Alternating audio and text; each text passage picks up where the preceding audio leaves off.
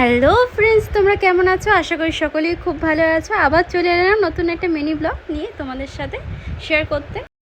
তো দিনটি ছিল আয়েনশের পাপার বার্থডে। তো আমাদের সকাল থেকে তেমন কোনো প্ল্যান ছিল না, হঠাৎই প্রোগ্রামটা হয়েছিল যে আমরা খাটু শ্যামের মন্দিরে যাব। তো যেমন ভাবা তেমনই কাজ। তো অনেকটা লেট করে আমরা বাড়ি থেকে বেরিয়েছিলাম। তো এই মন্দিরটি আছে উদলাবাড়িতে। তো তোমরা যারা এখনও ভিজিট করোনি এই মন্দিরটিতে অবশ্যই ভিজিট করে এসো। খুব পিসফুল একটা জায়গা, তোমাদের অবশ্যই ভালো লাগবে। তো আমরাও তো গিয়েছিলাম, আমাদেরও খুব ভালো লেগেছিল। আর তোমরা এখন পর্যন্ত কারা কারা গিয়েছো অবশ্যই কমেন্ট করে জানাতে কিন্তু ভুলবে না। তো পুজোটা শেষ করে একটু বসেছিলাম, আর অমনি এসে আয়াংশ আমাকে ডিস্টার্ব করা শুরু করে দিয়েছে। ওর অত্যাচারে আমি ভালো করে ভিডিও করতে পারছিলাম না। আর এখন যে দুষ্টু হয়েছে আর বলার বাইরে একদম। তো সেখানে বাবার পুজো টুজো দিয়ে আমরা ওখান থেকে বেরিয়ে পড়েছিলাম। তো সেদিন ছিল মারাত্মক গরম। তো আমরা একটু রিলিফ হওয়ার জন্য নদীর পার খুঁজছিলাম বসার জন্য, কিন্তু সেখানে গিয়েও শান্তি নেই, এত গরম ছিল সেখানে। তো সেখানে নেমে আয়ন সাজিটির সাথে খেলা করছিল আর বমা ওকে খাইয়ে দিচ্ছিল। তারপর আমরা সেখান থেকে একদম ডাইরেক্ট চলে যাই গাজলডোবার দিকে। সারাদিন এত গরম ছিল, কিন্তু বিকালের ওয়েদার দেখে মনেই হচ্ছিল না যে আজ এত গরম পড়েছিল।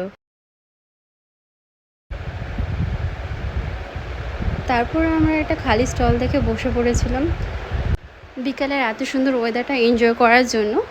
তো উপর থেকে প্রায় দেখতে পাচ্ছিলাম স্পারে অনেকজন লোক দাঁড়িয়ে আছে নৌকাতে ওঠার জন্য আর এরকম ওয়েদার এনজয় করার জন্য। কিন্তু আমরা উপরে বসেই এরকম ওয়েদারের এনজয় নিচ্ছিলাম। এত সুন্দর হাওয়া দিচ্ছিল যে বলে বোঝানো যাবে না। যেমন গরম ছিল তেমনি এই হাওয়াতে শরীরটাও শান্ত হয়ে যাচ্ছিলো। আর সেখানে বসে আমরা কোল্ড ড্রিঙ্ক, চিপস, পকোড়া খেতে খেতে এই ওয়েদারে এনজয় করছিলাম। তারপর কিন্তু বাড়ি ফেরার সময় আমরা কিন্তু আরও কিছু কেনাকাটি করেছিলাম। আর এখান থেকে আমার পছন্দ হয়েছিল একটা গাছ, তো আমি সেখান থেকে গাছটা নিয়ে নিয়েছিলাম। তো এই দাদাটা আরও কিছু বিক্রি করছিল, মাছের খাওয়ার আরও অনেক কিছুই। তারপর যাওয়ার সময় চোখে পড়লো লিচু, পেয়ারা, তো ওগুলো ভালো লাগছিলো দেখে আমরা সেগুলোও নিয়ে নিয়েছিলাম। আর সাথে এই যে পাঁপড়গুলো এত শক্ত হয়ে গেছিলো যে ছেঁড়াও যাচ্ছিল না। তো এটারই অ্যাড দেখছিল আমাদের বৌদি। তো সারাদিন এরকম গরমে এনজয় করার পরে কিন্তু আমরা বাড়ির দিকে চলে যাচ্ছিলাম। তারপর বাড়ি ফিরে কিন্তু আমরা আবার ছোট করে সেলিব্রেশন করেছিলাম আমাদের সব ফ্যামিলি মেম্বারদের নিয়ে। আর দেখো এদিকে কিন্তু আয়ান ওর পাপার সাথে কেক কেটে নিয়েছিল।